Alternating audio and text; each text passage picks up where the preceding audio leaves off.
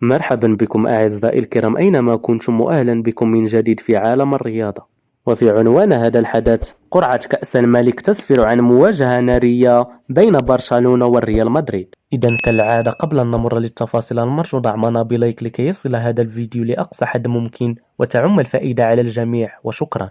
أسفرت قرعة الدور قبل النهائي لمسابقة كأس ملك إسبانيا التي جرى سحبها اليوم الاثنين في مقر الاتحاد الإسباني بالعاصمة مدريد عن مواجهة نارية بين الغريمين الريال مدريد وبرشلونة. وستقام المباراة الأولى بين الريال مدريد وبرشلونة يوم الأربعاء 8 فبراير 2023 على ملعب سانتياغو برنابيو في العاصمة مدريد. على يجري لقاء الإياب يوم 1 مارس المقبل على ملعب سبوتيفاي كامب نو معقل برشلونة.